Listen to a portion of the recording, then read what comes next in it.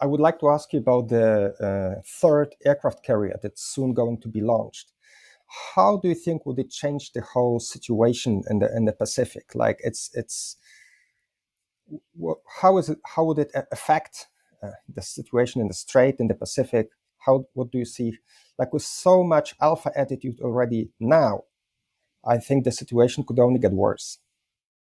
Well, there's a couple ironic things here. First off, the PRC, to its great credit, the PLA came up with the idea of a carrier killer missile, right? The DF-21, Yes, DF-26. So they developed a missile that can reach out long range and kill, the queen bee, right? 5,000 people on this massive carrier. That was a game changer.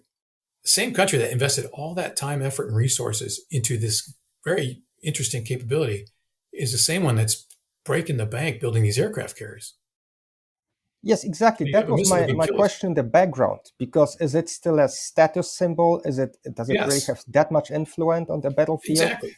Yes, So that's the first part. Is when the aircraft carrier is about long distance employment. It's about long away from your own blue water. yes, For blue water stuff, South China Sea, East China Sea, you've got missiles, you've got tactical systems that can do that. exactly. Aircraft carriers are for extending your influence well outside of your own national 200-mile boundaries, right? South Pacific into the Indian Ocean, off into the Atlantic. So that's the first thing. The second thing is the type of carrier they're building. And I can't remember if the third one has the flat deck with the catapult. I'll have to look at that. But the two jump jet carriers they have can really only sustain about 4 aircraft at a time. A U.S. carrier can sustain 50 or more aircraft at a time on a constant cycle. And so we're just putting aircraft in the air. But once they launch those, they can't. The way the deck is configured and all those things, they can't recover and launch and recover. So they can put a notional foreship of those things up, and those can't do much damage or really do anything. So as you say, it's more about status, demonstrating the ability to do these things. So until they can get to something that looks more like a Bush class, carrier, Ford or others, the whole carrier idea is, like I said, it's more of a source of national pride than anything. So it seems like it's again a little bit showing off, like the incidents that we just discussed. It's maybe for the domestic audience that I they think can so. pull this off. Well, this is one of the fears too, is that we talk about diversionary wars. If things start going badly at home, one way you can guarantee, or maybe you think you can guarantee cohesion at home, support for Yes. the regime, is to then start a war. And now we've got the us versus them thing. This is a concern. The problem with that concept is the stakes in starting one of these wars are extreme. It's the survival of the party or not. If they lose one of these conflicts, there's speculation that I agree with it, that would definitely spell the end of the regime. And you would see a change in government or something like that. So when was the last time the Chinese, the CCP, the PRC went to war? Well, that was in 1979, invading North Vietnam, and that didn't turn out so well. The strategic effect was good. The operational and tactical capability was seen as not that great. So, I don't see a diversionary war is risky. And you see, Xi Jinping talks about this all the time. He tells from day one, from the time he came into full office in 2013, message to the PLA, prepare for war. And I Yes. remember I was in Beijing when I heard that the first time, and I was like, wow, he's telling his people to load their arms and get ready to go fight. No, what he was saying is stop dithering and stop goofing off and start practicing your craft and start getting better at your 45-degree high-angle dive bomb and your long-range fires and all those things. Because as we have seen, the PLA was more focused on getting rich or on political focus, studying Xi Jinping thought. And they weren't that focused on being the best boat driver or fighter pilot or tank driver they could be. And he said that a number of times.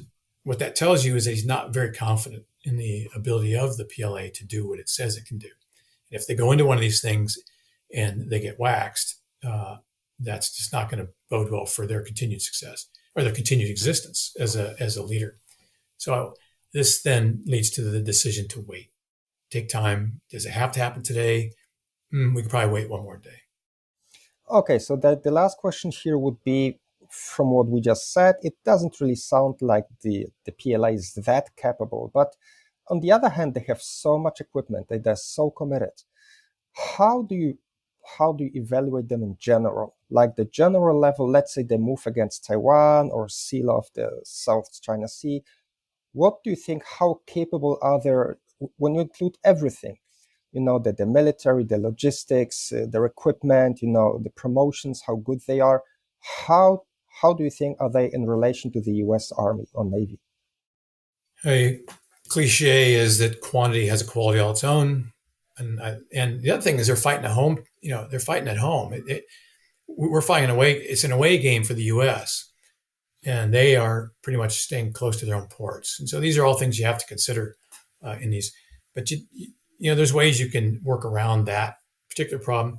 But look, here's where our advantages. Like I've described their advantages, and they're significant. But there are advantages, allies and partners, like-minded.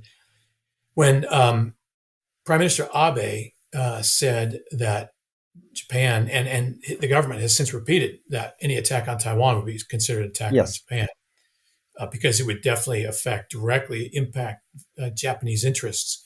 Now we don't have to just count U.S. military capability. We can add Japanese into that. And we've exercised with the Japanese enough that interoperability is not a problem. Australia said it would be inconceivable that they would not be a part and join into something like this. And this weekend we saw that's true. And so when you start adding the capabilities of all the allies and partners, to include India, by the way, as they have their own battle going on in Ladakh on their shared border, that to me tells me that if I was in Beijing, I would have to think twice and swallow hard before I made this decision. Here's another thing. That's good. Here's another thing. We to date focused, and all my conversation today has been on the areas where the PRC is strongest. They're strong in the East China Sea and they're strong in the South China Sea and the inland areas nearby. Where are they not strong? They're not very strong in Tibet. And they're really not strong in Xinjiang in their west. This is why they're locking up all these people, for the possible execution of terrorist tactics. They haven't done anything yet. There's possibilities, minority report stuff. But they're very weak over there. And there's a lot of, there's the East Turkestan Independence Party. There's a number of people very interested in trying to secure the, lives and the good health of their fellow Muslims in Western China. So if I was a reasonable strategist, I would look at not just hitting Beijing where they're strongest. I would make sure they understood that we could get them where they're weakest in the West, and now make them decide which one are we going to go into, or maybe decide they can do both at the same time. That's a much more difficult problem. It's a very complicated problem, and we have yet, I think, to seriously telegraph that. Great. I have two questions with regards to your service in Beijing. One is the general atmosphere and how was the situation during the Senkaku Island crisis. And the second one is with regards to the Wang Lijun incident and preceding Boshilai. How was it back then? Let me talk about Wang Lijun first, because I have not, at the time Senkaku's was going on, I was basically kept out of the loop. It really wasn't a defense attaché office issue. It was, but it wasn't. And Wang Lijun was not either, other than his name has Jun in the middle, which is, of course, military. But the politics at that time were interesting. There were a lot of things that have happened in this life, major historical shifts I had completely missed. .com bust. I only read about it years later. The 2008 financial crisis. I was in Japan at the time, totally missed it. I'll tell you what, there was no missing the change from Hu Jintao to Xi Jinping. And there was no missing all the chicanery and friction going into the 18th Party Congress in October of 2012. Part of that was the Boshilai struggles, is to see who was really going to come out of this thing on top. I don't think Xi Jinping was ever in doubt because he was, of course, the Fujushi before he went up there, right? The deputy chairman. before he was then anointed. And this is the Yes. Chinese system, is you do 5 or 10 years as the deputy. So there was no doubt, but there was still a lot of talk about this guy, Bo Xilai. He was good looking, he's charismatic, he Yes. was well liked Yes. in Chongqing. And so when the Wang Lijun thing came up, that really rocked the boat. Unfortunately, it took the Bo Xilai card off the table because once that happened, the knives came out, and Bo Xilai and Gu Kailai, his wife, were all pretty much taken down. So it was interesting for a time, but then as Wang Lijun fled to the Chengdu consulate, and there was a lot of buzz inside the embassy at the time. The DIO was not really, didn't need to be a part of that. We just knew that the basics of it. And I think our assessment was he was just looking for safe passage to Beijing. He just wanted to get back to Beijing alive. He wasn't looking to defect the U.S. He just was hoping to survive the murderous Gu Kailai. If you've seen the movie Laundromat, Meryl Streep, there's a really good short clip by 15 minutes depiction of the Gu Kailai murder story. So if you get a chance to watch it, it's good for, if not just that. Again, I would like to come back to this confidence of the CCP. It seems like partly is it the last few decades of their economic development. That's also the Han nationalism. But it seems like they really believe that the future is theirs, and then it's just a question of time. The West is wrong, and they're gonna be on the top. So where do you think, like when you interact with their officials, civilian or military, are they all like that? Do they really believe it? Or is it just a public posture and wolf warrior diplomacy, things like that? So it's been a decade since I interacted at the tactical level with their pilots and their tank drivers, stuff like that. At the time when we'd bring a U.S. delegation to meet with their Chinese counterparts, there's clearly a sense of you guys are the gold standard, and we really need to figure out how you guys do things because we realize we're not there. I can't say in the ensuing decade, but my sense is that you cut off information from these guys and you don't let them see how the real world works, and you let them tell themselves how good they are, they'll begin to believe that. So I'm not sure that same healthy self-doubt still exists. We do know that the political environment's become very strained, and that access to information by the PLA and others is even more difficult now than it was back then. So again, I'm not sure what they're telling themselves. They're in cultures like that, there is a tendency toward rote, toward repeating the exact same tactic, almost as though you're going to choreograph it and make a dance out of it, in which you emerge from each engagement victorious. And you tell yourself, hey, we got that. Well, you won that because you knew the guy was going to action at 20 miles and he was going to drop 10,000 feet and then he was going to turn and shoot and you were going to return fire. You know what I'm saying? It was all very scripted. And they do, I think, acknowledge that the U.S. side does a lot more free play. When I went out there to practice my craft at Red Flag or whatever, I had no idea what the bad guys were bringing. I had no idea. And they would always bring something different. So you had to think and you had to react. And that trained you to, improvise, adapt, and overcome, which I think is a key to how we've managed to get through 20 straight years in the Middle East, the Cold War and all the rest.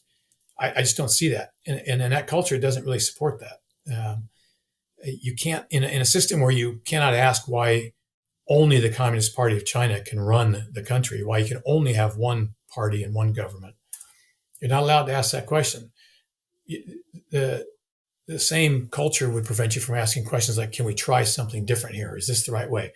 Asking your boss if you really, challenging your boss. Again, my young lieutenants could challenge me anytime, and if they were right, I would acknowledge it. I just don't see that happening in that system. And so again, very top-down directed, very scripted, and not very flexible. But okay, the opposite side of that is just sheer numbers and home court advantage. So don't only paint too dire a picture. They clearly have advantages, but I just don't think in a mano-a-mano, one-on-one, compare the two types. I think the Western mind that has initiative and can react is going to come out on top each time. I think as a final thought, I would say from my own experience, whenever you combine the, let's say, Asian Eastern way with the Western way, is it Singapore or Hong Kong or Taiwan? It's almost a perfect system. It's safe. It's economically works well, and you have more or less democracy or a state of law, governance of law. But I think that seems almost like a perfect way to rule a country. Although they are small entities like Singapore, Hong Kong, or Taiwan, but it works. The one common thread in all of that is size, and just the sheer size and scope of the 1.4 billion and the diversity of the PRC is what makes that idea very difficult. Taiwan's a small country, and it had a very strong U.S. presence in there prior to 1979, which I think in many ways made it possible to transition to a democratic system. It would be very difficult to transition peacefully in the PRC. I'm not saying it's impossible, but I think without all the advantages that Taiwan, Hong Kong, and Singapore had, small size, familiarity with all things Western and the rest, it is going to be difficult. Again, I'm not saying it's impossible, but there's going to have to be an attitude and a willingness to do so. And we thought we had that, right? In the late 80s, when I was in Beijing, it really felt like we had that. The government, the students, everybody just seemed to want to learn from the US, adapt it to the mainland, because it won't be the same system, but open things up, liberalize them, and make them more inclusive. And then, the Tiananmen event, which we just celebrated the 33rd anniversary, overreaction took place. And I think that sealed it. So how does it all end? I don't know. It's pretty grim summary right there. General, thank you very much for your time. Thank you very much for all the wonderful insights. Speak on tactics and shoot my watch down again like in old times. Thank you very much. You bet.